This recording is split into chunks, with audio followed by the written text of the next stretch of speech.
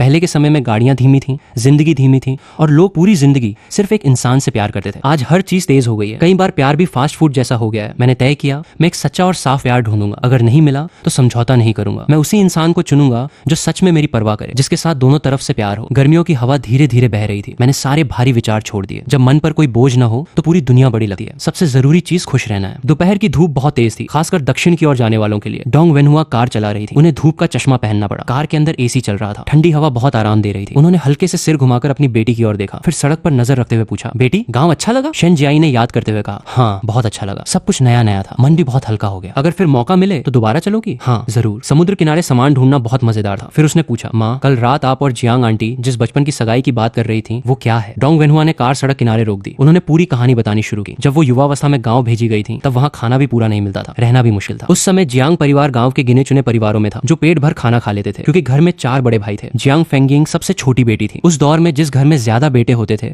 उसे कोई आसानी से तंग नहीं करता था। जियांग फेंगिंग स्वभाव से तेज और निडर थी। वो अक्सर शांत स्वभाव वाली डोंग वेनहुआ की मदद करती थी। धीरे धीरे दोनों बहुत अच्छी सहेलियां बन गईं। वो उसके हिस्से का काम भी कर देती थी। एक सर्दियों में दोनों पहाड़ पर लकड़ियां लेने गईं। ज्यादा लकड़ी पाने के लिए जंगल के अंदर तक चली गईं। तभी उनके सामने 4 भेड़िया आ गए। डोंग वेनहुआ डर से बैठ गई, सिर्फ रो रही थी। लेकिन जियांग फेंगिंग ने 2 मीटर लंबी लकड़ी उठाई और भेड़ियों के सामने खड़ी हो गई। क्योंकि उसके भाई शिकारी थे, उसे काफी बातें पता थी। भेड़िए के सामने कभी पहले हमला नहीं करना चाहिए, हमेशा सामने से सामना करना चाहिए। डंडा उस दिशा में रखना चाहिए जिधर से वो हमला कर सकता है। सब्र रखना पड़ता है, भागना नहीं चाहिए, क्योंकि अगर भागोगे तो भेड़िया पीछे से हमला करेगा। इंसान कभी भेड़िए से तेज नहीं भाग सकता। जियांग फेंगिंग ने डोंग वेनहुआ को अपने पीछे छिपा लिया। दोनों भेड़ियों के सामने खड़ी रहीं। कुछ देर बाद डोंग वेनहुआ भी संभल गईं। उन्होंने भी एक डंडा उठाया और जियांग फेंगिंग की पीठ की तरफ पहरा देने लगी। भेड़िए बहुत चालाक होते हैं। मुखिया भेड़िया साथी बुलाने के लिए आवाज लगाने ही वाला था, तभी जियांग फेंगिंग के दूसरे और तीसरे भाई वहां पहुंच गए। उन्होंने बंदूक तानकर सही मौका देखा और गोली चला दी। 2 भेड़िए वहीं गिर गए, बाकी 2 भाग गए। उस दिन के बाद डोंग वेनहुआ और भी ज्यादा जियांग फेंगिंग से जुड़ गईं, क्योंकि उसके साथ उन्हें सुरक्षा का एहसास मिलता था। शहर लौटने का समय आया तो दोनों अलग नहीं होना चाहती थी। तभी उन्होंने अपने होने वाले बच्चों की शादी का वादा कर लिया। बाद में डोंग वेनहुआ शहर लौटकर कॉलेज की तैयारी करने लगी। दोनों चिट्ठियों के जरिए लगातार संपर्क में रहीं। पूरी कहानी सुनते सुनते शेन जियाई खो गई। कुछ देर बाद डोंग वेनहुआ मुस्कुराकर बोली, बेटी तुम्हें शायू कैसा लगा? पसंद है? शेन जियाई ने धीरे से कहा, वो बहुत अच्छा है, दूसरों का ख्याल रखता है, बहुत समझदार भी है। डोंग वेनहुआ गर्व से मुस्कुराई, फिर बोली, वांग यू और शायू में तुम्हें कौन ज्यादा पसंद है? शेन जियाई चुप रही। डोंग वेनहुआ मुस्कुराई, लेकिन अगर तुम्हें शायू पसंद भी हो तो भी शायद कोई फायदा नहीं। जियांग आंटी ने तो साफ कह दिया ये रिश्ता अब नहीं होगा। अफसोस है, मुझे तो शायू बहुत पसंद है। शेन जियाई फिर भी चुप रही, बस अपनी माँ को देखती रही। डोंग वेनहुआ ने उसकी ओर देखते हुए कहा, मैंने लिन्यू को ध्यान से देखा है। उसमें अपनी उम्र से कहीं ज्यादा आत्मविश्वास और समझदारी है। वो हमारे घर की अमीरी देखकर खुशामद नहीं करता। उसे सिर्फ दोनों परिवारों के बीच का फर्क दिखाई देता है। उसे लगता है तुम उससे हर बात में बेहतर हो, घर, रूप, पढ़ाई, सब में। हालांकि वो भी कम नहीं है, लेकिन फिर भी तुम्हारी बराबरी नहीं कर सकता। अगर मैं उसकी जगह होती तो मैं भी यही फैसला करती। वो नहीं चाहता कि शादी के बाद दोनों परिवार दुखी रहें, क्योंकि शादी सिर्फ 2 लोगों की नहीं, 2 परिवारों की होती है। मेरी नजर में वो अपनी उम्र के लड़कों में सबसे अच्छा है। ये कहकर वो अपनी बेटी को देखने लगी। शेन जियाई दोनों हाथों की उंगलियां आपस में रगड़ रही थी। वो सोच रही थी। करीब 10 मिनट बाद डोंग वेनहुआ फिर बोली, अगर तुम वांग यू को चुनोगी तो मैं और तुम्हारे पापा कभी राजी नहीं होंगे। विदेश में रहकर वो बहुत बिगड़ गया है। मैं अपनी बेटी की शादी ऐसे आदमी से नहीं करूंगी, लेकिन मेरी तुमसे सिर्फ एक ही उम्मीद है, पहले ये समझो कि प्यार क्या होता है और शादी क्या होती है। मैं तुम्हें लिन्यू से इसलिए मिलवाना चाहती थी क्योंकि मुझे यकीन था कि जियांग आंटी ने जिस बेटे को पाला है वो चरित्र और इंसानियत दोनों में अच्छा होगा। आज उसे देखकर मेरा यकीन और मजबूत हो गया। सच कहूं, अगर तुम तैयार होती तो मैं पूरी कोशिश करती कि तुम्हारी शादी उसी से हो जाए। अभी भी करवा सकती हूँ। वो ख्याल रखने वाला है, जिम्मेदार है, समझदार है, बाहर से मिलनसार, अंदर से सिद्धांतों वाला, एक आदर्श दामाद। फिर हंसते हुए बोली, क्या कहती हो? शेन जियाई के चेहरे पर उदासी छा गई। उसने नजरें दूसरी ओर फेर ली। डोंग वेनहुआ ने समझा कि बेटी अब भी वांग यू को नहीं भूल पाई है। उन्होंने आगे कुछ नहीं कहा। कार स्टार्ट की और दोनों शहर की ओर लौट गईं। पूरे रास्ते शेन जियाई चुप रही। दोनों माँ बेटी के बीच फिर कोई बातचीत नहीं हुई। शाम ढलने तक वे शांगशन रेजिडेंस पहुंच गईं। वहां सुरक्षा कड़ी थी। गार्ड ने उनकी कार पहचानकर अंदर जाने दिया। घर पहुंचने पर शेनफ्यू को सामान उतारने बुलाया गया। वो सबसे पहले पूछने लगा, दाचा का दलिया और सूखी मछली लाई हो? जब पता चला कि बहुत सारा सामान आया है तो वो बहुत खुश हुआ। डोंग वेनहुआ भी मुस्कुराते हुए गांव की सारी बातें बताने लगी। फिर वो और शेनफ्यू रसोई में रात का खाना बनाने लगे। शेन जियाई अपने कमरे में चली गई। नहाने के बाद वो ड्रेसिंग टेबल के सामने बैठी, बाल सुखाते हुए आईने में खुद को देखने लगी। माँ की बातें उसके मन में घूम रही थी। उसके चेहरे पर पहले उलझन थी, फिर धीरे धीरे दृढ़ता आ गई। उधर शेनफ्यू ने पूछा, लिन्यू कैसा लड़का है? डोंग वेनहुआ ने अफसोस से कहा, बहुत अच्छा, सबसे अच्छा दामाद बन सकता है, लेकिन लगता है उसे जियाई पसंद ही नहीं, या यूं कहो वो हमारे घर से रिश्ता जोड़ना ही नहीं चाहता। उसने जियांग आंटी से कह दिया, बचपन वाली सगाई खत्म समझिए। शेनफ्यू सोच में पड़ गया। फिर डोंग वेनहुआ ने लिन्यू के व्यवहार और स्वभाव की सारी बातें बताई। शेनफ्यू बोला, सच में इतना अच्छा है?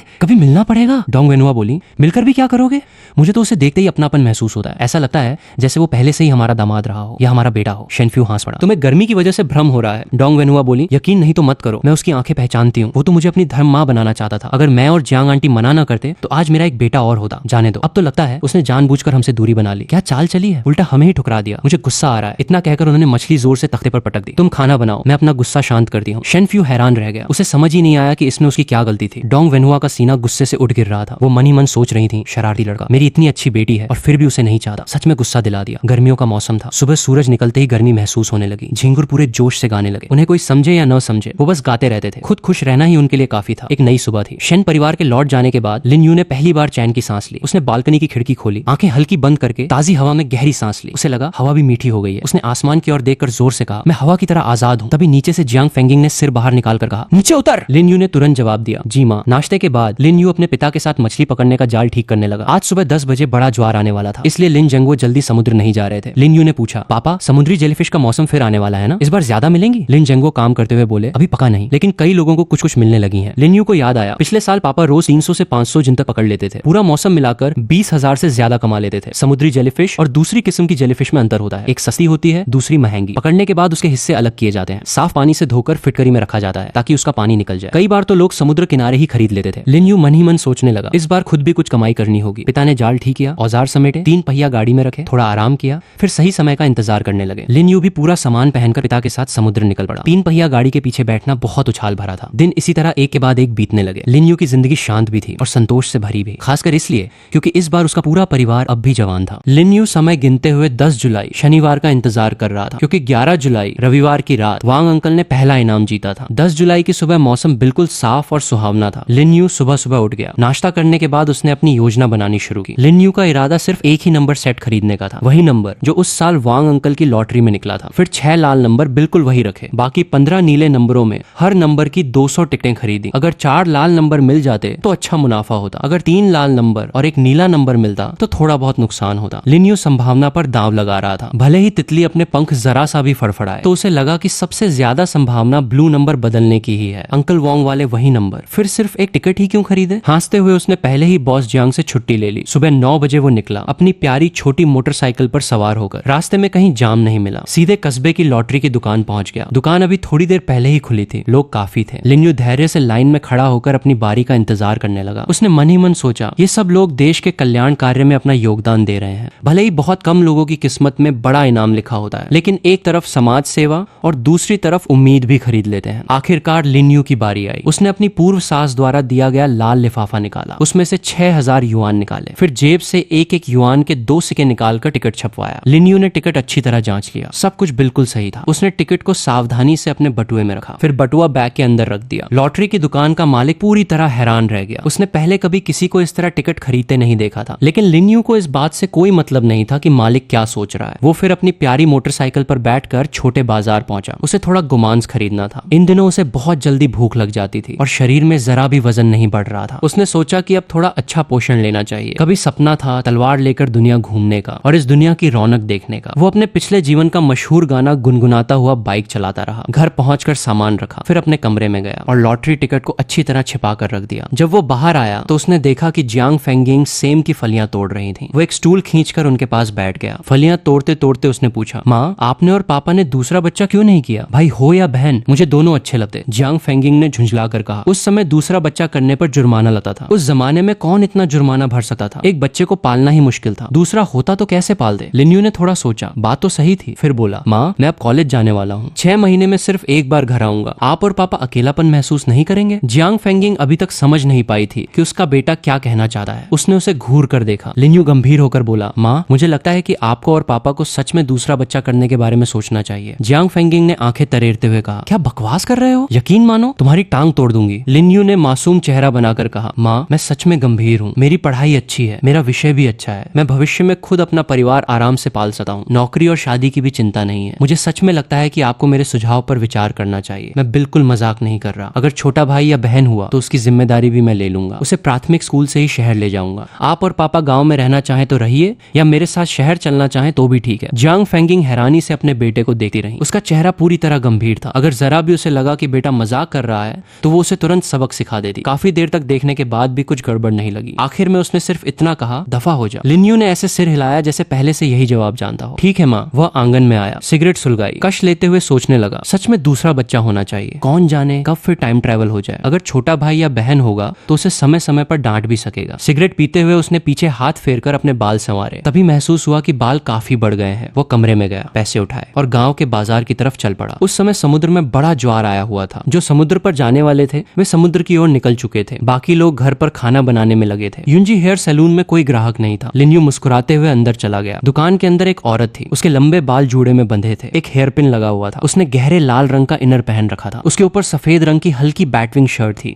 जिसकी लंबाई ठीक कमर तक थी। अंदर सफेद किनारी वाला त्रिकोण आकार का अंडरगारमेंट दिखाई दे रहा था। नीचे हल्की सफेद चौड़ी पैंट थी और पैरों में दूधियां सफेद मोटी हील वाली सैंडल। गोरा निखरा चेहरा, चलती फिरती आकर्षण की मिसाल। उसकी ये अदाएं देखकर हैरानी नहीं थी कि पूरे लोंगवांग गांव के मर्द चाहे किसी भी उम्र के हों सब उसके दीवाने थे। लिन्यू ने मन ही मन सोचा, मुझे यहाँ नहीं आना चाहिए था। ये जवान शरीर ऐसे इम्तिहान सह नहीं पाएगा। उसने मन ही मन खुद को संभाला। कोई भी मोह माया मेरे मन को विचलित नहीं कर सकती। मन जल की तरह शांत रहे। निर्मल जल ही निर्मल मन है। जब हवा नहीं चलती तो लहरें भी नहीं उठती। बांसों के जंगल में अकेला बैठो और मन को शांत रखो। लिन्यू जानता था कि पहले उसी को बात शुरू करनी होगी, इसलिए अंदर जाते ही बोला, आंटी काम में व्यस्त है, मैं बाल कटवाने आया हूँ। युयुंजी ने आवाज सुनकर मुड़कर लिन्यू को देखा। मन ही मन बोली, क्या शानदार शरीर है, कितना मर्दाना और कितना जवान लड़का है। उसके चेहरे पर मुस्कान आ गई। वो बोली, अरे शायू आ गए, आओ बैठो, कैसे बाल कटवाने हैं। लिन्यू बैठ गया। थोड़ी देर सोचने के बाद बोला, आंटी छोटे मिलिट्री कट जैसे बाल कर दीजिए। युयुंजी ने सिर हिलाया। ठीक है। उसने गले में कपड़ा बांधा, फिर स्प्रे बोतल उठाकर कई बार पानी छिड़का और बाल संवार कर काटना शुरू कर दिया। उस समय गांव के सैलून में पहले बाल धोने का कोई रिवाज नहीं था। न ही कोई लड़का या लड़की ग्राहकों के बाल धोता था। उसी समय लिन्यू ने अपनी मनाने वाली कला शुरू कर दी। वो पूरे गांव के लोगों के लिए एक नई सुविधा लाना चाहता था। उसने युयुंजी को समझाना शुरू किया कि दुकान में शैम्पू बेसिन लगाना चाहिए ताकि लोग गर्मी हो या सर्दी बाल कटवाने के साथ साथ यहीं बाल भी धुलवा सकें। घर पर बाल धोने के लिए पानी गर्म करना पड़ता है, लेकिन यहाँ दोनों काम एक साथ हो जाएंगे। कीमत भी थोड़ी बढ़ाई जा सकती है। युयुंजी की आंखें चमकने लगी। लिन्यू को लगा कि बात बन रही है। उसने और समझाना शुरू किया, आंटी जरा सोचिए, आसपास के दसियों गांवों के लोग भी बाल कटवाने यहीं आएंगे, कमाई कितनी बढ़ जाएगी। युयुंजी सचमुच प्रभावित हो गई। उसके चेहरे पर उत्साह साफ दिखाई देने लगा। लिन्यू ने फिर कहा, और आपकी खूबसूरती और व्यक्तित्व, दसियों गांवों के औरत मर्द बूढ़े बच्चे सब आपके ग्राहक बन जाएंगे। सोचकर ही मजा आ रहा है। हो सकता है बाद में आपको एक शागिर्द भी रखना पड़े, अकेले काम नहीं संभलेगा। फिर नेल आर्ट भी सीख लीजिए। दसियों गांवों की लड़कियां और बहुएं भी आपकी ग्राहक बन जाएंगी। तब शायद एक और शागिर्द रखना पड़े। इतना काम होगा कि संभालना मुश्किल हो जाएगा। युयुंजी की आंखें उत्साह से चमक उठी। वह लिन्यू को देखते हुए बोली, शायू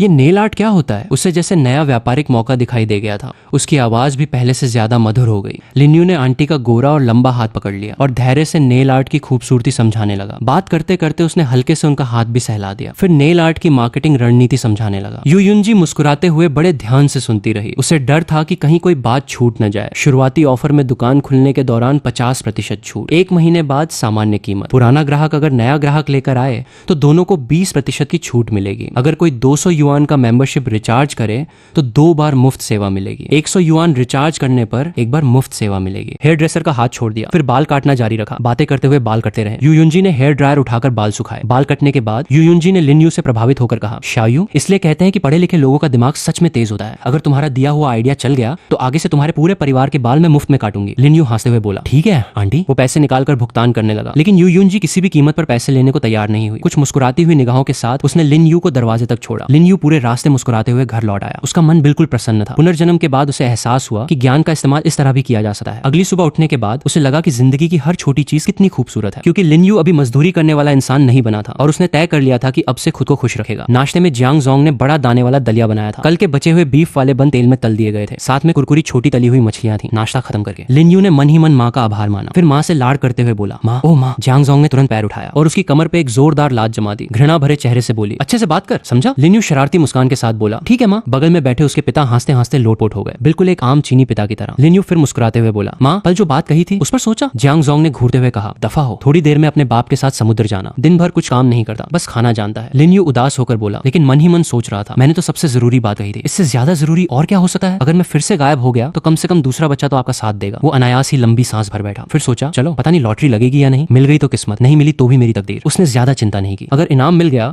तो शुरुआती पूंजी जल्दी इकट्ठी हो जाएगी, अगर नहीं मिला तो पहली कमाई मेहनत करके ही करनी पड़ेगी, नहीं तो सड़क पर दुकान लगाकर मेहनत करनी होगी। ये सोचकर वो हल्का सा मुस्कुराया और पिता की मदद करने चला गया। घर की आमदनी बढ़ाना यही उसका गर्व था। पूरा दिन इसी तरह व्यस्तता में बीत गया। आज की कमाई अच्छी रही। छोटे बाजार में सारा समुद्री सामान बिक गया। कुल मिलाकर 150 युआन मिले। लिन्यू ने अपने पिता के लिए न्यू लांशन शराब की एक बोतल खरीदी और घर लौट आया। घर पहुंचकर देखा माँ चूल्हे के सामने खाना बना रही थी। पूरा घर जीवन की गर्माहट से भरा हुआ था। दिन भर की मेहनत के बाद घर लौटने पर तन और मन दोनों को सुकून मिलता था। टीवी पर शाओ बिंग जांगजा चल रहा था। लिन्यू बड़े ध्यान से उसे देख रहा था। रात 9:10 पर उसने टीवी चाइना एजुकेशन चैनल पर लगा दिया। फिर कागज और पेन निकालकर निकलकर सिगरेट पीते हुए शांत बैठ गया। अगर वो कहे कि उसे जरा भी घबराहट नहीं थी तो ये झूठ होगा। आखिर कौन नहीं घबराएगा जब उसे पहले से विजेता नंबर पता हो और उसने वही टिकट खरीद भी लिया हो। कौन सोच सकता था कि कोई इंसान अतीत में लौट सकता है और पहले से पता विजेता नंबर खरीद सकता है। फिर भी कौन गारंटी दे सकता था कि लॉटरी के नंबर बिल्कुल नहीं बदलेंगे। वो बेहद उत्साहित भी था और उतना ही घबराया हुआ भी। पहला लाल नंबर सही निकला, तीसरा लाल नंबर भी सही निकला। हालांकि उसने खुद को तैयार कर रखा था, फिर भी उसका दिल जोर जोर से धड़क रहा था। चौथा लाल नंबर भी सही निकला, पांचवा लाल नंबर गलत निकला। एक पल में उसके मन में गहरी निराशा छा गई। ड्रॉ जारी रहा। छठा लाल नंबर निकलते ही वो अचानक कुर्सी से उछल पड़ा, धीमी आवाज में बोला, ओ ये। अब वो समझ गया था, बस यही देखना बाकी था कि एक तीसरे पुरस्कार की टिकट मिलेगी या 230 पुरस्कार की। ड्रॉ आगे बढ़ा। अब नीला नंबर आया। वाकई नीला नंबर बदल गया था। पहले 7 था लेकिन अब 11 निकला। हे भगवान, उसने धीमी आवाज में कहा, हो गया, इस बार पक्का हो गया। इस समय वो बस अकेला रहना चाहता था, शांत, पूरी तरह शांत। एक और सिगरेट पीकर जब उसका मन थोड़ा शांत हुआ तो उसने कागज पे हिसाब लगाना शुरू किया। तीसरे, चौथे, पांचवें और छठे पुरस्कार मिलाकर कुल कितनी रकम बनेगी। थोड़ी देर गणना करने के बाद वो खुशी से खुद को रोक नहीं पाया। लगभग 90 लाख युआन। वो मन ही मन खुशी से झूम उठा। उसे लगा मानो भगवान ने उस पर विशेष कृपा कर दी हो। पिछले जन्म की सारी तनख्वाह इस जन्म में फिर से उसे इनाम के रूप में मिल गई हो। मानो इस दुनिया के एनपीसी ने उसके लिए किस्मत का एक छोटा सा दरवाजा खोल दिया हो। हाँ, बस एक छोटी सी दरार, लेकिन वही काफी थी। उस रात वो आधी रात तक सो ही नहीं पाया। अब जबकि पहली पूंजी मिल चुकी थी तो आगे की शुरुआती पूंजी इकट्ठा करना भी मुश्किल नहीं रहेगा। आगे बढ़ो नौजवान, वो खुशी से गुनगुनाने लगा। मैंने एक बीज बोया था, आज आखिर उसका फल मिल गया। आज सचमुच बहुत महान दिन है। वो गाता भी रहा, नाचता भी रहा। आखिर में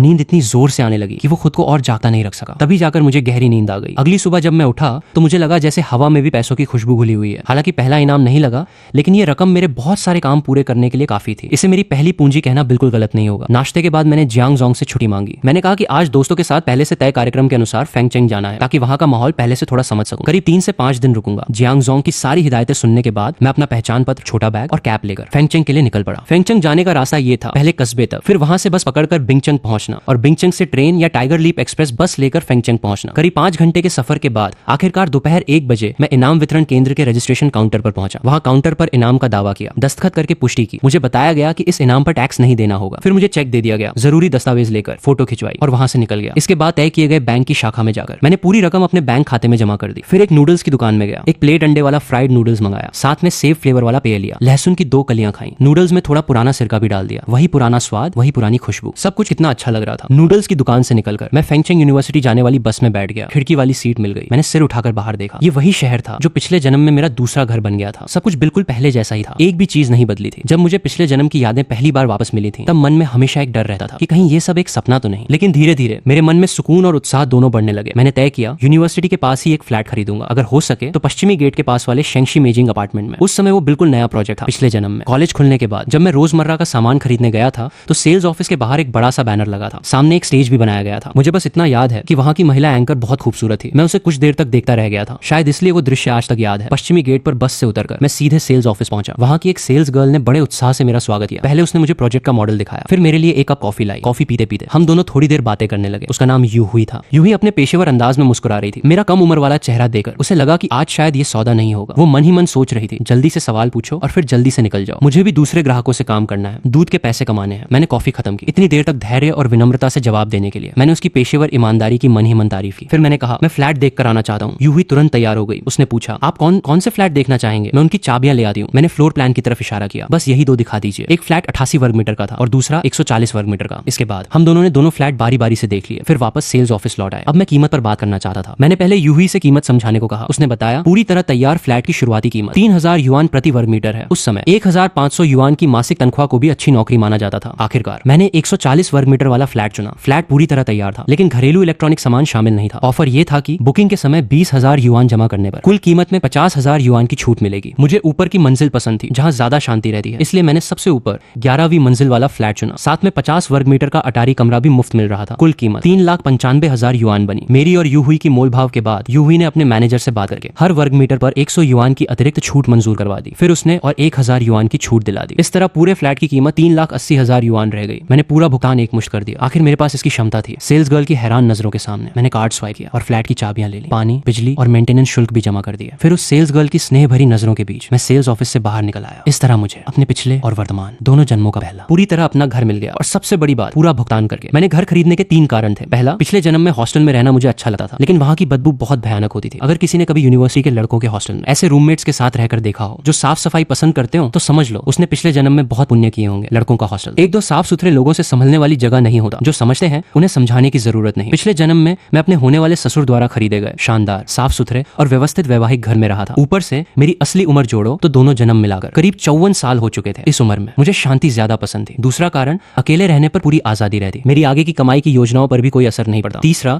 ये समय घर खरीदने के लिए सबसे अच्छा था, जितने ज्यादा घर उतना बेहतर। अगर कभी अचानक पैसों की जरूरत पड़ी तो घर गिरवी रखकर भी ऋण लिया जा सकता था। इन 3 कारणों के अलावा मेरे मन में एक और गहरी योजना भी थी। मैंने मन ही मन खुद से कहा, सच में मैं कितना समझदार हूँ। धीरे धीरे शाम होने लगी, मुझे थकान महसूस होने लगी। सोचा किसी हॉटपॉट रेस्टोरेंट में जाकर थोड़ा मांस खा लूं, फिर किसी सराय में जाकर नहा लूं और आराम से सो जाऊं। अगर हो सके तो गर्म पानी से स्नान करूं, किसी से पैरों की मालिश भी करवा लूं। लेकिन मैं इतना थक चुका था कि कहीं जाने का भी मन नहीं कर रहा था। सच में मर्द होना भी आसान नहीं है। बिस्तर पर लेटे ही मुझे तुरंत नींद आ गई। पूरी रात बिना किसी सपने के सोया। सराय की दीवारें ज्यादा मोटी नहीं थी। हालांकि पिछली रात मैं इतना थका हुआ था कि लेटते ही सो गया। अगले दिन जैसे ही शॉपिंग मॉल खुला, मैं अंदर जाकर सामान चुनने लगा। भुगतान किया, डिलीवरी का इंतजाम कराया। दोपहर तक घर का लगभग सारा जरूरी सामान खरीद लिया। करीब 10,000 युआन से थोड़ा ज्यादा खर्च हुआ। आज रात मैं सराय में नहीं रुकूंगा। हालांकि नए घर में अभी थोड़ी पैंट की गंध थी, लेकिन वहां की शांति सबसे बड़ी राहत थी। मैंने सोचा दोपहर में यूनिवर्सिटी भी घूमाऊं, लेकिन फिर विचार बदल दिया। वैसे भी 1 महीने बाद कॉलेज खुलने वाला था। अगर सब ठीक रहा तो पिछले जन्म वाले मेरे सारे रूममेट्स फिर से मिल ही जाएंगे। एक एक चेहरा और एक एक याद मेरे दिमाग में घूमने लगी। सन लियांग, जो आधा महीना अंडरवियर सीधा पहनता था और अगला आधा महीना उसे उल्टा पहन लेता था। चिन लियांग, जिसका दिल बहुत मजबूत था, चेहरा सीधा सादा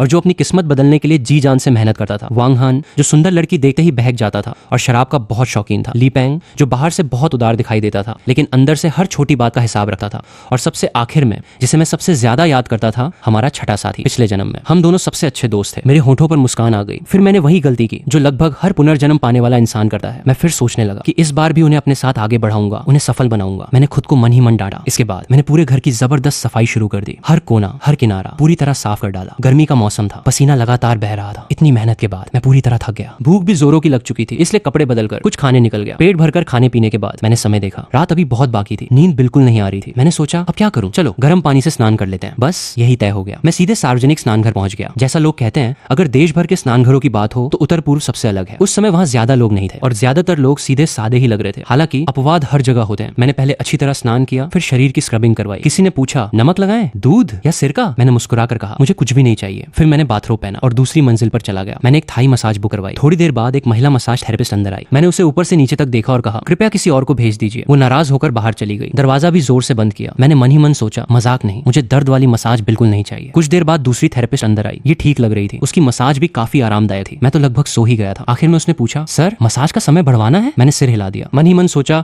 मैं तो सिर्फ ठीक से मसाज करवाने आया हूँ। वो फिर भी हार नहीं मानी और पूछने लगी, सर कोई और सर्विस चाहिए? मैंने फिर सिर हिलाया और कहा, मैं सच में सिर्फ मसाज करवाने आया हूँ। मैडम आप भी थोड़ा प्रोफेशनल रहिए। उसने आंखें घुमाई और बाहर चली गई। मैंने मन ही मन सोचा, लगता है आजकल एक सीधा सादा इंसान बनकर रहना भी कितना मुश्किल है। फिर मैं घर लौटकर सो गया। अगली सुबह मैं जल्दी उठकर वापस बिंगचंग के लिए निकल पड़ा। वहां से कस्बे तक पहुंचा, फिर मोटरसाइकिल टैक्सी लेकर घर आ गया। जैसे ही घर के मुख्य दरवाजे पर पहुंचा, जोर से आवाज लगाई, माँ मैं आ गया। जांग जोंग कमरे से बाहर आई। कुत्ते जैसे अपने बेटे का मुस्कुराता चेहरा देखकर बोली, शायू स्कूल देख कर आए? स्कूल बड़ा है, माहौल कैसा है? मैं समझ गया कि माँ को सबसे ज्यादा चिंता मेरे आने वाले कॉलेज के माहौल की थी। मेरे दिल में एक गर्माहट सी दौड़ गई। मैंने मुस्कुरा कर कहा, हाँ माँ, स्कूल बहुत बड़ा है, करीब 4000 एकड़ में फैला हुआ है। पूरा कैंपस साफ सुथरा और बहुत व्यवस्थित है। ये सुनकर जियांग फेंगिंग को राहत मिली। वो बोली, बेटा दोपहर का खाना नहीं खाया होगा, मैं अभी कुछ बना देती हूँ। मैंने खुशी से कहा, ठीक है माँ। फिर मैं अपने कमरे में गया, बनियान ढीला निकर और चप्पल पहन ली। जल्दी जल्दी खाना खाया और फिर पिता की मदद करने निकल गया। जो जरूरी काम थे सब पूरे हो चुके थे। अब घर की कमाई बढ़ाने में हाथ बंटाना ही मेरा गर्व था। दोपहर करीब 3 बजे पिता और मैं सामान बेचकर घर लौटे। आज कुल 100 युआन की बिक्री हुई। कपड़े बदले, नहाया, खाना खाया, सो गया, फिर उठा, खाना खाया और समुद्र चला गया। हर दिन यही दिनचर्या दोहराई जाती रही। सबसे बड़ा फायदा ये हुआ कि मेरी सेहत लगातार बेहतर होती गई। मेरी भूख भी बढ़ती गई। पूरा शरीर मजबूत मांसपेशियों से भर गया। हाँ, रंग थोड़ा सांवला जरूर हो गया। इसी तरह एक हफ्ता बीत गया। मैंने फैटी को फोन किया। फोन मिलते ही उसे आने के लिए कहा और बताया कि आज उसे खाना खिलाऊंगा। फैटी खुशी खुशी तुरंत आ गया। हम दोनों मोटरसाइकिल पर बैठकर कस्बे की ओर निकल पड़े। मैंने उसे एक कॉस्मेटिक्स की दुकान के बाहर इंतजार करने को कहा। मैं अंदर गया और माँ के लिए चेहरे पर लगाने वाली कुछ क्रीम खरीदी। अपने लिए भी सनस्क्रीन ले ली। मुझे डर था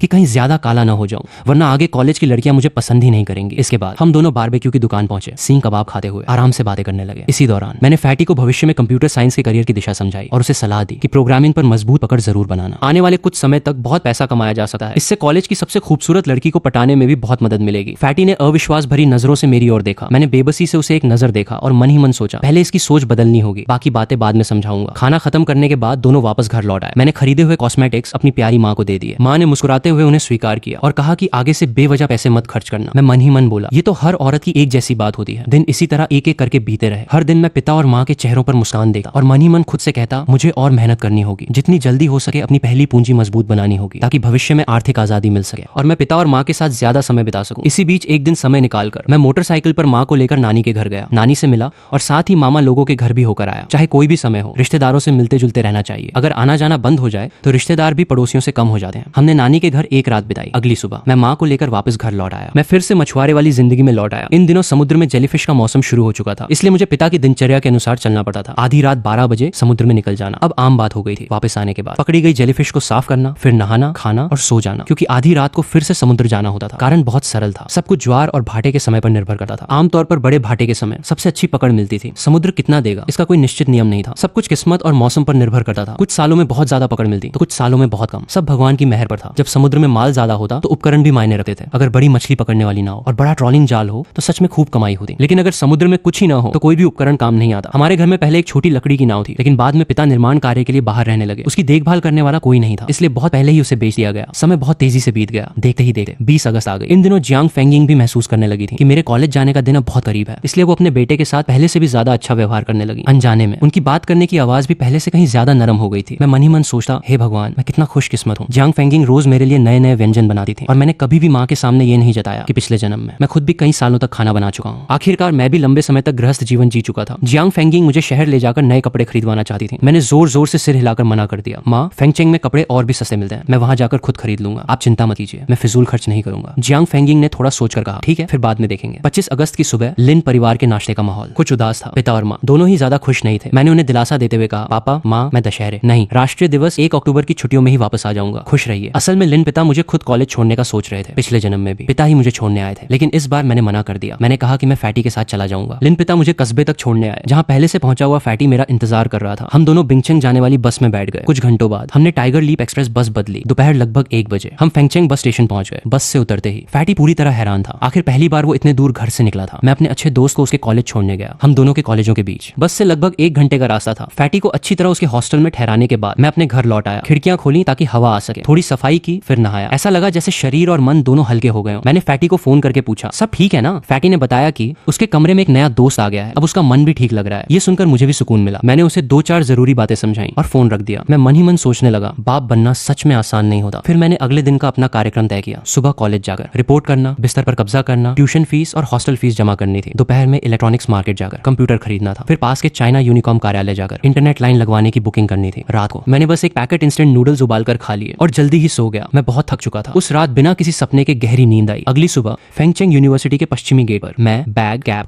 और काला चश्मा पहनकर अपने कभी सबसे प्रिय रहे कैंपस में कदम रखने वाला था। मन में अनगिनत भावनाएं उमड़ रही थी। मैं कुछ देर रुकर कैंपस के अंदर देखने लगा। कुछ जूनियर लड़के जिनके सिर पर लाल लाल फोड़े निकले हुए थे, कुछ स्मार्ट गोरे चिटे जूनियर लड़के, कुछ जूनियर लड़कियां डेनिम की छोटी स्कर्ट और लंबी टांगों के साथ, कुछ आसमानी रंग की बेल बॉटम पैंट पहने लड़कियां। लेकिन ये सब जूनियर ही क्यों हैं? सीनियर लड़के और सीनियर लड़कियां क्यों नहीं? लिन ने मन ही मन सोचा, मेरे लिए तो ये सब छोटे भाई बहन जैसे ही हैं। हा, जब कोई छात्र पहली बार कॉलेज के गेट के अंदर कदम रखता है, क्या उसने कभी सोचा होता है कि उसका भविष्य कैसा होगा? सोने की नौकरी, चांदी की नौकरी, लोहे की सरकारी नौकरी, या फिर हम मजदूर हैं, हम में है ताकत। आखिर ज्यादातर लोग इसी रास्ते पर चलते हैं। 996 साल इन काम के घंटों ने न जाने कितने लोगों के बाल झाड़ दिए और उनके खून में मानो कॉफी ही दौड़ने लगी। जरा सा काम पड़ जाए तो छुट्टी लेने की भी हिम्मत नहीं होती। आराम करने की बात और भी दूर की है। ऐसी जिंदगी, मेहनत की कमाई में सच कहूं तो बहुत कम खुशी होती है। मैं एक ऐसी बात उधार लेना चाहता हूं जो कभी मेरे लिए बहुत परिचित थी। नौकरी करना ये तो मुमकिन ही नहीं। असल में कॉलेज इंसान की जिंदगी का एक बड़ा मोड़ होता है। यकीन रखो, पढ़ाई सच में किस्मत बदल सकती है। तुम बस मेहनत करते रहो, बाकी सब किस्मत पर छोड़ दो। हम जैसे आम लोगों के लिए पढ़ाई उन गिने चुने रास्तों में से एक है जिसके सहारे मेहनत करके अपनी तकदीर बदली जा सकती है। बहस मत करो। मानना है तो हम एक ही सोच के इंसान हैं, नहीं मानना तो मत मानो। मैंने आराम से कदम बढ़ाए और प्रशासनिक कार्यालय की ओर चल पड़ा। मेरी लंबी टांगे, कैनवास के जूते, हल्की नीली जीन्स, ऊपर सादी सफेद आधी बांह की टी शर्ट, पीठ पर काला बैकपैक, सिर पर कैप और कैप के नीचे काला धूप का चश्मा। धूप पड़ते ही चश्मे का फ्रेम चमक रहा था। पूरा लुक काफी स्टाइलिश लग रहा था। औपचारिकताएं पूरी करने के बाद मैंने बिस्तर, रजाई और तकिया लिया। एक नीला वॉश बेसिन, नीले रंग का तकिए का कवर, चादर और सफेद रजाई का कवर। सैन्य प्रशिक्षण के दौरान ऊपर तह करके रखी जाने वाली टोफू ब्लॉक जैसी रजाई, यही तो कॉलेज का स्टैंडर्ड सामान था। मैंने हरे रंग का बड़ा सामान वाला बैग एक हाथ से कंधे पर उठा लिया, दूसरे हाथ में वॉश बेसिन पकड़कर हॉस्टल की ओर चल पड़ा। इतना सामान अब मेरे लिए कुछ भी नहीं था। ये तो बिल्कुल मामूली बात थी। मौसम बहुत गर्म था। मुझे लगा कि सुबह खाया हुआ टोफू सूप कुछ ज्यादा ही नमकीन था, इसलिए मैं दक्षिणी कैंटीन के पास छात्र सेवा केंद्र गया और एक बोतल आइस टी खरीद ली। गटागट आधी बोतल पी गया, तभी जाकर थोड़ी राहत मिली। मैंने मोबाइल निकाला और समय देखा। लग रहा था अब समय लगभग लगभग हो चुका है। मैं फिर से चल पड़ा। आखिर मैं प्रशासनिक कार्यालय के पास। दक्षिणी परिसर में यूं ही क्यों घूम रहा था, जल्दी क्यों नहीं कर रहा था। इसे यूं भी कहा जा सकता है कि मैं इतिहास सही है या नहीं ये परखना चाहता था, ताकि भविष्य की कुछ घटनाओं का अनुमान लगा सकूं। या फिर ये भी कहा जा सकता है कि ये एक ऐसी मुलाकात थी जो शायद किस्मत ने बहुत पहले ही तय कर रखी थी। लेकिन अगर सीधी भाषा में कहूं तो मैं बस किसी खूबसूरत लड़की को देखने की उम्मीद में वहीं इंतजार कर रहा था। वो कभी मेरे दिल का एक गीत थी, भले ही उसने अपने करियर को ज्यादा महत्व देकर मुझे छोड़ दिया था और दूर चली गई थी, लेकिन पहली मोहब्बत के लिए दिल में जो तड़प होती है उससे एक बार फिर मिलने की चाह अब भी मेरे कदमों को भटका रही थी। कल रात मैंने बहुत देर तक खुद से संघर्ष किया। मैं अच्छी तरह जानता था कि मुझे यहाँ नहीं आना चाहिए, फिर भी मैं आ गया, क्योंकि कभी कभी उसने मुझसे सचमुच प्यार किया था। हाँ, यही प्यार की ताकत है। यकीन मानिए, प्यार में इंसान सबसे कम खुद को ही समझ पाता है। इस बात पर भरोसा कीजिए। मैंने सिर्फ इतना सोचा था कि क्या मुझे उससे एक बार फिर मिलना चाहिए, क्या मैं फिर से उसके दिए हुए दर्द को सह पाऊंगा। लेकिन मैंने ये कभी नहीं सोचा कि मेरा ये कदम कहीं एक तरफा प्यार में पागल इंसान जैसा तो नहीं है। मुझे वो दिन याद आ गया जब पहली बार हमारी मुलाकात हुई थी। मैंने अपने कदम थोड़े तेज कर दिए, एक चिनार के पेड़ के नीचे जाकर इंतजार करने लगा। सड़क के किनारे बैठ गया, टोपी उतारकर उसी से हवा करने लगा। काले चश्मे के पीछे से मेरी नजरें लगातार चारों तरफ घूम रही थी। 2 सिगरेट खत्म होने के बाद एक लड़का दिखाई दिया। उसके बाएं हाथ में मेरे जैसे ही बिस्तर वाला सामान था, दूसरे हाथ में एक सूटकेस। उसके पीछे एक लड़की चल रही थी, उसके हाथ में भी एक सूटकेस था। दोनों मेरी तरफ ही आ रहे थे। मैंने ये जगह जानबूझकर चुनी थी क्योंकि कभी यहीं पर हमारी मुलाकात हुई थी। करीब 100 मीटर की दूरी पर लड़की का चेहरा धीरे धीरे साफ दिखाई देने लगा। मेरे अनुमान से उसकी लंबाई लगभग 175 सेंटीमीटर थी। हालांकि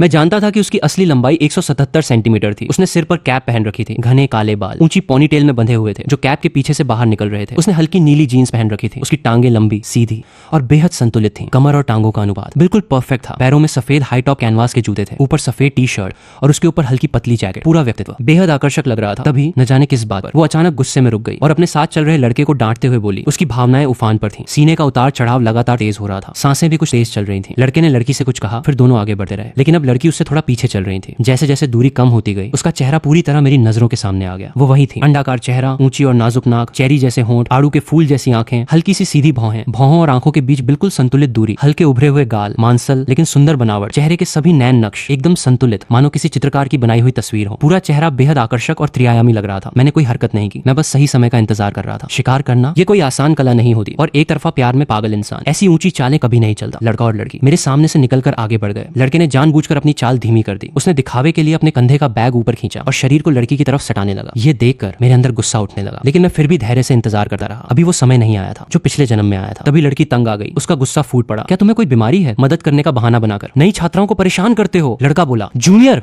गुस्सा मत हो, मैं सच में जानबूझकर नहीं कर रहा था। लड़की ने गुस्से में कहा, ये दूसरी बार हो चुका है। मैं अभी प्रशासनिक कार्यालय में जाकर तुम्हारी शिकायत करूंगी, तुम्हारा नाम भी बता दूंगी। लड़का मुस्कुराकर बोला, जूनियर मुझे तुम पसंद हो, चलो हम दोनों रिलेशनशिप में आ जाते हैं। ये सुनते ही लड़की सचमुच घबरा गई। उसने अपना सामान नीचे रखा और तेज आवाज में बोली, दूर हो जाओ। लेकिन लड़का जो किसी भी तरह पीछे हटने को तैयार नहीं था, उसने भी अपना सामान नीचे रखा और उसका हाथ पकड़ने, उसे खींचने और छूने की कोशिश करने लगा। बस यही वो पल था। मैं तुरंत उठ खड़ा हुआ, कुछ ही बड़े कदमों में उन दोनों के सामने पहुंच गया। अभी कॉलेज खुलने में 2 दिन बाकी थे और सुबह भी काफी जल्दी थी, इसलिए सड़क पर ज्यादा लोग नहीं थे। उस लड़के ने मौका बिल्कुल सही चुना था। मैंने बिना एक पल गंवाए उसे जोर से धक्का दिया। वो लड़खड़ा कर पीछे हट गया। मैं लड़की के सामने खड़ा हो गया और उसे अपने पीछे कर लिया। मैंने ठंडी आवाज में कहा, दफा हो जा, वरना इतनी मारूंगा कि याद रखेगा। मारने के बाद चलेंगे प्रशासनिक कार्यालय, वहां भी बात कर लेंगे, देखते हैं तुझे क्या क्या मिलता है। मैंने ठंडी निगाहों से उसे घूरते हुए कहा, 2 दिन की सजा, अनुशासनात्मक कार्रवाई या फिर कॉलेज से निकाल दिया जाए, बता कौन सा विकल्प चुनता है। लड़के ने देखा कि मैं उससे लगभग आधा सिर लंबा था। उसके मन में डर बैठ गया। फिर भी ऊपर से अकड़ दिखाते हुए बोला, हिम्मत है तो यहीं रुकना। इतना कहकर उसने मोबाइल निकाल लिया। मैंने देखा और मन ही मन हंसा। अच्छा, अभी अपने लोगों को बुलाने वाला है। मैंने दोनों हाथ सीने पर बांध लिए और चुपचाप उसका तमाशा देखने लगा। मैं पूरी तरह लड़की के सामने खड़ा था, इसलिए उसकी नजरें सिर्फ मुझ पर थीं। वो अभी भी घबराई हुई थी, गुस्से में भी थी, लेकिन उसके दिल में अनजाने ही एक एहसास उतरने लगा, सुरक्षा। मैंने अपनी कैप उल्टी करके पीछे घुमा ली और हल्की मुस्कान के साथ कहा, बहुत हो गया शरीफ बनने का नाटक। कॉलेज के अंदर कौन तेरे लिए मारपीट करने आएगा? अभी भी नहीं भागा तो सच में मारूंगा। इतना कहकर मैं उसकी तरफ बढ़ने लगा। लड़का तुरंत मुड़ा और जान बचाकर भागने लगा। भागते भागते भी चिल्लाया, अगर दम है तो यहीं रुकना। मैं हंसकर बोला, बेवकूफ, अब तेरे ऊपर पत्थर फेंकूंगा। मैंने झुककर जमीन से मानो कोई पत्थर उठाया हो, फिर हाथ घुमाकर उसकी तरफ निशाना साधने का अभिनय किया। लड़का डर के मारे बिना पीछे देखे जान लगाकर भागने लगा। मैंने वही तरीका अपनाया जो बचपन में मेरी दादी ने मुझे कुत्तों पर पत्थर फेंकना सिखाते समय बताया था। ये तरीका हर बार काम करता था। ऐसे घटिया लोगों पर भी उतना ही असरदार था। मैं हंस पड़ा, फिर मुड़कर उसकी ओर देखा। मेरी यादों वाला वो और आज मेरे सामने खड़ी वो धीरे धीरे एक दूसरे में घुलने लगे। मैंने अपना धूप का चश्मा उतारा और टी शर्ट के कॉलर पर टांग दिया। फिर मुस्कुराते हुए कहा, नमस्ते, मैं मैकेनिकल इंजीनियरिंग विभाग का इस साल का नया छात्र हूँ। इतना कहकर मैंने अपना हाथ आगे बढ़ाया। लड़की कुछ पल झिझक कर मुझे देखने लगी। उसके मन में आया, अब क्या करूं? ये तो अभी वाले लड़के से भी ज्यादा खतरनाक लगता है। लेकिन मेरी आंखें धूप में भी बिल्कुल साफ और पारदर्शी लग रही थी। उनमें किसी तरह की बुरी नीयत नहीं थी। आखिरकार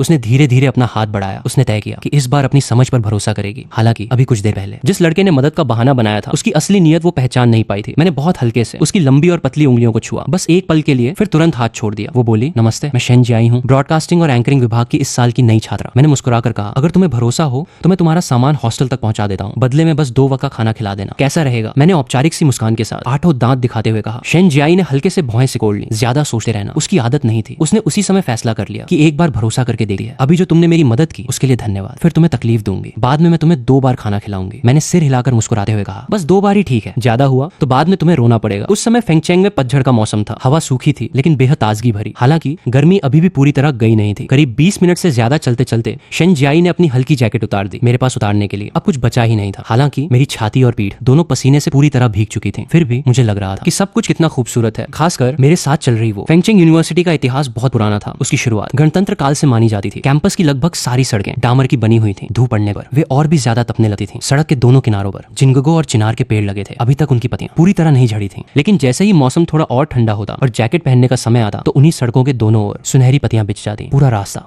मानो सोने की चादर से ढका हुआ लगता। हर कदम मानो सुनहरी राह पर पड़ता। उस दृश्य का अपना अलग ही अर्थ था। चलते चलते मैं बार बार शेन जियाई की ओर देखा। मेरे सामने चल रही वो और मेरी यादों वाली वो, दोनों को एक साथ मिलाने की कोशिश कर रहा था। बीते दिनों की यादें बार बार दिमाग में उभर रही थी। मैं कुछ देर के लिए खोसा गया। शेन जियाई ने देखा कि मैं पसीने से पूरी तरह भीग चुका हूँ। उसे थोड़ा संकोच हुआ। वो बोली, चलो वहाँ थोड़ी देर बैठकर आराम कर लेते हैं, तुम बहुत थक गए हो, जल्दी भी नहीं है। उसने सामने खड़े चिनार के पेड़ की ओर इशारा करते हुए कहा। उसकी चमकती हुई आंखें मेरी तरफ देख रही थी। मैंने सूटकेस और बिस्तर नीचे रख दिया, थोड़ा हाथ पैर फैलाकर शरीर को आराम दिया। असल में मुझे बिल्कुल भी थकान महसूस नहीं हो रही थी। हालांकि पसीना बहुत बह रहा था, लेकिन अब मेरी शारीरिक ताकत सच में बहुत अच्छी हो चुकी थी। शेन जियाई ने अपने बैग से पानी की एक बोतल निकालकर मेरी तरफ बढ़ाई। पहले थोड़ा पानी पी लीजिए, सच में आपका बहुत धन्यवाद। अगर मैं अकेली होती तो सच में ये सब नहीं उठा पाती, और अभी जो हुआ उसके लिए भी। मैंने ढक्कन खोलकर गटागट पूरी बोतल खाली कर दी, फिर एक जोर की डकार ली। धन्यवाद की जरूरत नहीं। कहीं ऐसा तो नहीं कि मैं सच में तुम्हारा ही इंतजार कर रहा था? मैं हंस पड़ा। शेन जियाई ने शरारत से मुझे एक नजर देखा।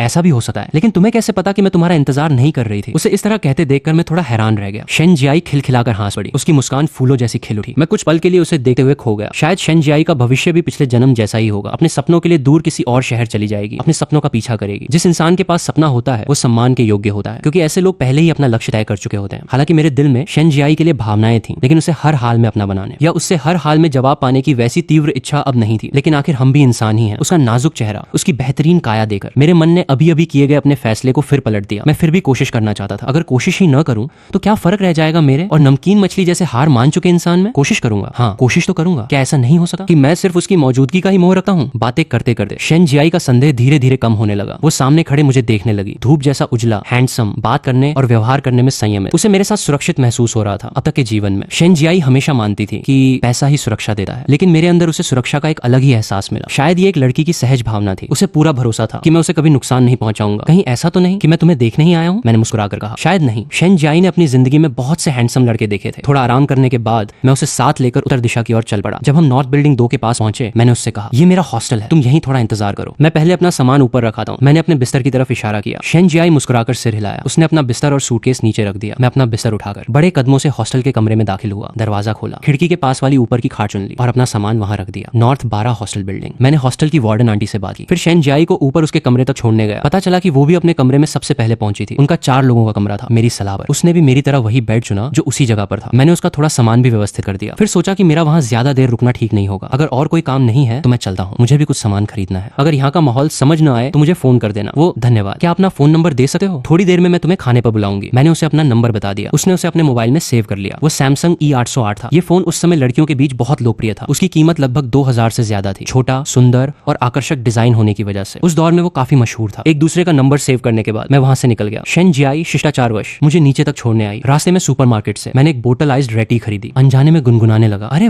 वाह। लेकिन मैंने ठंडी चाय पीने की हिम्मत नहीं की। अब तो मैं सेहत का भी ध्यान रखने लगा था। मेरी हुनियान बालक साधना तो पहले ही पूर्ण हो चुकी थी। अब डरने की क्या बात थी? जिंदगी बड़ी मुश्किल से मिली है, इसे यूं ही क्यों बर्बाद करूं? कमरे में वापस आया तो देखा कि एक लड़का अपना बिस्तर ठीक कर रहा था। उसका चेहरा गोल था, नाक ऊंची और सीधी, माथा चौड़ा, गोरा रंग, घनी भौहें, छोटे लेकिन घुंघराले और कड़े बाल, घने काले ऊनी घुंघराले बाल। वो हमारे कमरे का सबसे बड़ा लड़का शिन लियांग था। नमस्ते। शिन लियांग ने कहा, मैं जीचंग से हूँ, कमरा 512 का सदस्य। मैंने जवाब दिया, नमस्ते, मैं बिंगचंग से हूँ। अब मैं भी इसी कमरे का सदस्य हूँ। हम दोनों अपने अपने बिस्तर ठीक करने लगे। काम खत्म होने के बाद तौलिया और बाल्टी लेकर वॉशरूम गए, मुंह हाथ धोया, फिर साफ कपड़े पहन लिए। मैं स्टूल पर बैठकर आराम करने लगा। मैं और चिन लियांग इधर उधर की बातें करने लगे। तभी नोकिया के मशहूर मोबाइल की रिंगटोन बज उठी। Hello Shen Jiayi. मैं चुपचाप उसकी बात सुनता रहा। ठीक है, अपना मील कार्ड साथ ले आना, पहले कैंटीन में जाकर उसे रिचार्ज कर लेना। मैं उठकर खड़ा हो गया। भाई किन लियांग, मैं खाना खाने जा रहा हूँ, अब चलता हूँ। किन लियांग ने कहा, ठीक है। मैंने उसे याद दिलाया, अपना मील कार्ड रिचार्ज करना मत भूलना। इतना कहकर मैं नीचे उतरा और नॉर्थ 12 की ओर चल पड़ा। वहीं नीचे मेरी मुलाकात शेन जियाई से हुई। दोनों एक दूसरे को देखकर मुस्कुरा दिए। दोपहर का खाना कहाँ खाएं? उत्तर परिसर की तीसरी कैंटीन। चलते चलते मैं उसे बताने लगा, उत्तर परिसर में कुल 16 हॉस्टल हैं और कुल 4 कैंटीन। इनमें तीसरी कैंटीन का खाना सबसे स्वादिष्ट होता है। शेन जियाई ने समझते हुए सिर हिलाया। उसने अपना मील कार्ड निकालकर उसमें पैसे रिचार्ज करवाए। स्टाफ ने राशि कार्ड में डाल दी। अब खाना लेते समय हर काउंटर पर बस कार्ड स्वाइप करना था। मैं शेन जियाई को अलग अलग खाने के काउंटर दिखाने लगा। मैंने 2 प्लेट चावल लिए। एक प्लेट लगभग आज की एक कटोरी के बराबर थी। एक प्लेट की कीमत 40 पैसे थी। शेन जियाई ने एक स्टीम्ड बन लिया जिसकी कीमत 20 पैसे थी। मैंने 2 प्लेट बीफ लिया। एक प्लेट ब्रेस्ड पोर्क, एक प्लेट हरी सब्जी। उस समय 3 युआन में मांसाहारी खाने वालों के लिए काफी अच्छा भोजन मिल जाता था। मैंने कहा अगर फिगर बनाए रखना है तो बीफ खाओ, साथ में झींगा और अंडा भी ले सकती हो, इससे चर्बी नहीं बढ़ेगी। मैंने जो भी खाना लिया उसका भुगतान शेन जियाई ने अपने कार्ड से किया। मुझे भी कोई झिझक नहीं हुई। हम टीवी के सामने वाली एक मेज पर जाकर बैठ गए। मैं शेन जियाई का इंतजार करने लगा। वो एक कटोरी सूप लेने चली गई। जब शेन जियाई बैठ गई तो मैंने तूफान की तरह खाना शुरू कर दिया। वो आराम से सूप पी रही थी। उसने कहा धीरे खाओ, अगर कम पड़े तो फिर ले लेना। मैंने सिर हिलाया। नहीं, ठंडा हो जाएगा, सिर्फ एक सिगरेट खत्म होने जितने समय में। मैंने पूरा खाना साफ कर दिया। संतुष्टि से एक डकार ली, फिर हाथ बढ़ाकर बोला मील कार्ड? कौन सा मील कार्ड? मुझे दो,